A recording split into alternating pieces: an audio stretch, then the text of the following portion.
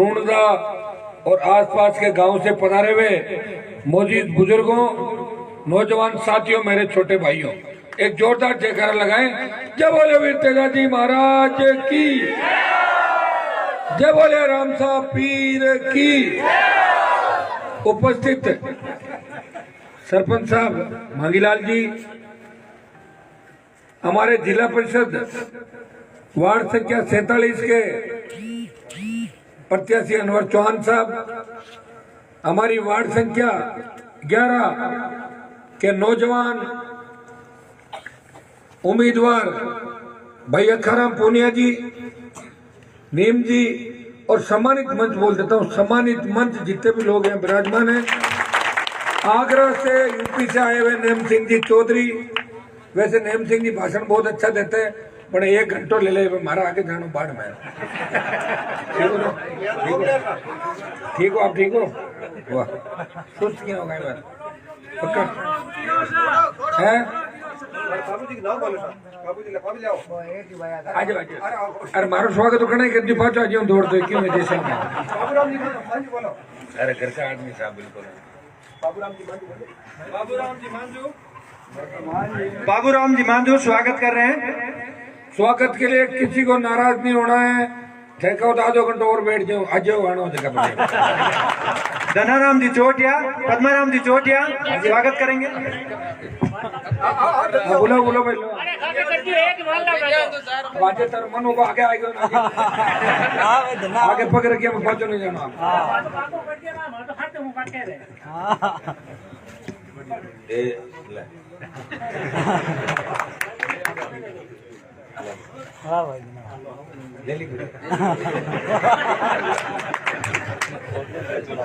और कोई अंदाज में मन की सुस्ती तो कौन लगे ना, सुस्ती तो कौन ही कोई, खाली ठंडा हिसाब किताब है ना, वोटर का मामलो ठीक है, थोड़ा आवाज आई है ना।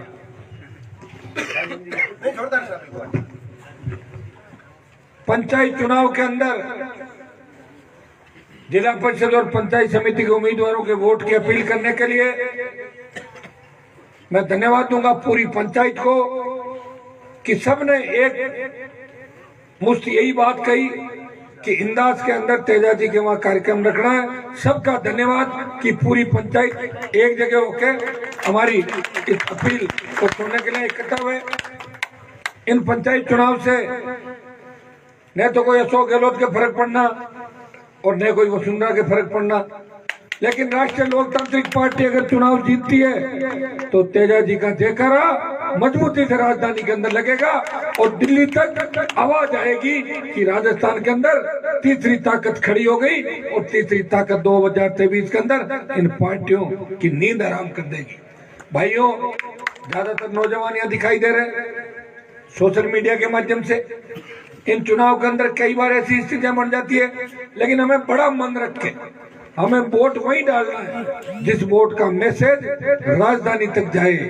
आपको जिला परिषद वार्ड के अंदर भाई अनवर चौहान साहब को वोट देना है।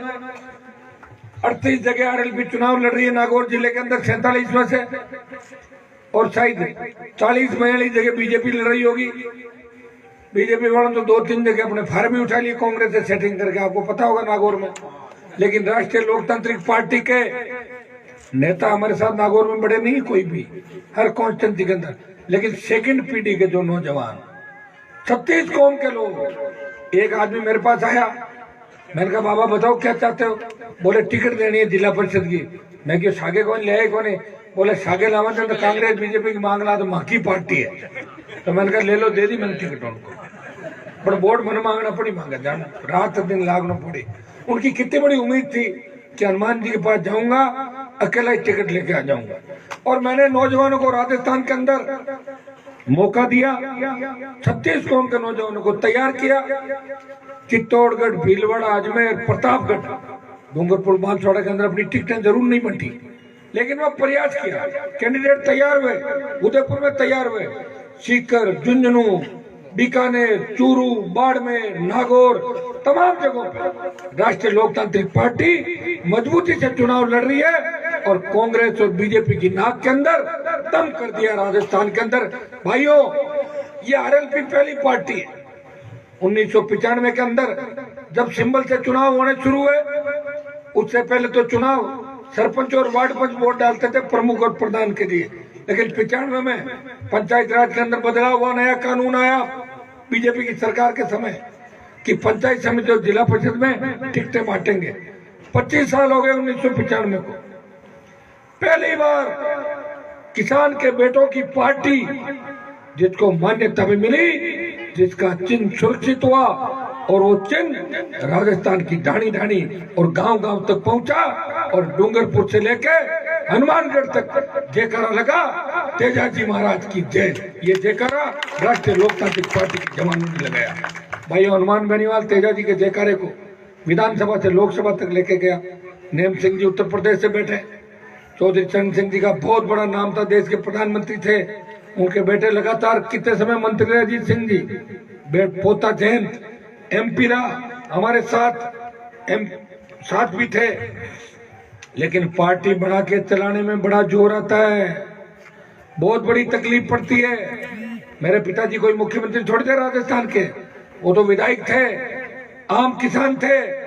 लेकिन आपकी दुख और पीड़ा मैं नहीं देख सकता, मैं नहीं देख सकता कि आजादी के 70 साल बाद किसान कर्ज के बोझ के तले आत्महत्या करे, मेरा छोटा भाई फांसी के फंदे को चूमे, बेरोजगार से तंग आके वो अपराधी बने।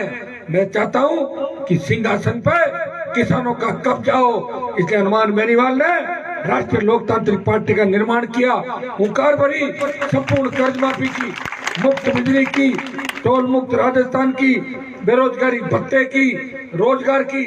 और आपने 2 दिन पहले देखा होगा जब लोग दिवाली मनाने की तैयारी कर रहे थे, धनतेरस की पूजा कर रहे थे, उस समय आपका भाई जोधपुर के अंदर 2 किसान के बेटों की जो निर्मम हत्या हुई, उन परिवारों को न्याय दिलाने के लिए सड़क पे पैदल मार्च कर रहा था और कमिश्नरेट को घेरा और 5 घंटे के अंदर राजस्थान की सरकार को झुकाया। मेरे लिए परिवार से ज्यादा महत्वपूर्ण वो परिवार थे जिनकी पीड़ा और आंसू पहुंचने वाला कोई नहीं था। ये राजस्थान में भी कहीं भी नहीं है। आपने 5-7 दिन पहले पढ़ा होगा, एक रईस बाप की बेटी 150 की स्पीड से गाड़ी चला रही दारू पी के जयपुर के अंदर, और एक देवासी समाज का लड़का उसके टक्कर मारी और वो पुलिया से किसी छत पे जाके गिर गया और खत्म हो गया। मैंने तुरंत सरकार से बात की और मेरे जवान SMS हॉस्पिटल की मोर्चरी के अंदर पहुंच गए। सरकार भागी कि हनुमान नहीं आ जाए, आनंद फान में उनको ले जाके, अगर 2 घंटे वो हिम्मत रखते ना तो 25 लाख का मुआवजा मिलता, 10 लाख रुपए तुरंत दिलाए उस गरीब के बेटे को। तो भाई राजस्थान में ये कोई एक बात नहीं है। आप रोज अखबार पढ़ते हो, सोशल मीडिया के आपको पता है कि सबसे पहले अन्याय के खिलाफ अगर आवाज कहीं से आएगी, चाहे सामने वाला कितना ही बड़ी तोप हो, उसके खिलाफ हनुमान बेनीवाल सबसे पहले बोलेगा। कितना ही बड़ा गुंडा बदमाश हो, अगर बदमाशी करेगा, आम आदमी को तंग करेगा, उसके खिलाफ आवाज RLP की तरफ से आएगी, आपके भाई की तरफ से आवाज आएगी। लेकिन अकेला हनुमान बेनीवाल क्या कर लेगा? MP 3 MLA, उससे तो सरकारें नहीं बनती। मुझे और मजबूत करो। मैं तो यह भी कहता था, कई लोग ये सोच रहे होंगे, कई लोग बैठा बैठा जाने को नहीं गाँव मैं बाहर निकले को कदे नागौर और जयपुर गया को नहीं गाँव बात करे, क्या तो ये टाबरा ने खराब करता फिर इंदाज जो कितने टाबरों खराब किया, मैंने नाम बताओ मुझे किया कि कभी? अरे मैं कहता हूँ क्या कि डोडा पहुंचते दारू का काम करो, मैंने कहा क्या जीवन के अंदर कभी? एक ही बात कहता हूँ कि नशे की प्रवृत्ति से दूर रहना है, ऐसा काम करना है कि माता पिता का सीना चौड़ा हो जाए कि मेरे बेटे ने ऐसा काम किया। ये काम करना, ये हनुमान बेनीवाल बड़े भाई के नाते आपको सीख देता। अब कांग्रेस और बीजेपी के नेताओं की दुकान में सामान रहा नहीं, घरेलू गए क्यों माने को माँ को जब सोचेगी हनुमान टाबरा ने खराब कर तो फिर हका करता फिर, और बाद में भी पुलिस पकड़े तो मैं ही छुड़ा ले कुल ले, क्या करूं, मुझे तो जाना पड़ेगा। मार तो आप इकट्ठे होकर जाओगे, अरे छोड़ो छोड़ो माफ करो जैसा भी था। तो मैं तो भैया इतने बड़े मन का आदमी हूँ, ये जो 3 सीट मेरी आई है ना, 3 की जगह 13-14 हो जाती अगर मेरे हिसाब से मैं टिकट बांटता। लेकिन मुझे दया आ गई कई लोगों की, कई लोगों ने रात को 3 बजे आके, अब छोड़ो इन बातों को, सारी बातें पब्लिक मंच में नहीं बताई जाती। कोई तड़के 4 बजे आर पगा में हाथ गाल लियो, कोई 2 बजे मोटी मोटी बातें मारे माँ यहाँ करदार में करन गए नोचुना की धूड़े करने वास्ते आर पड़ गया। अरे कोई के मारा बेटा ने जीता है दो, मारा भतीजा ने, मारा बेटा की बून ने, हमारी बेटी ने, ये हालात बने राजस्थान के अंदर।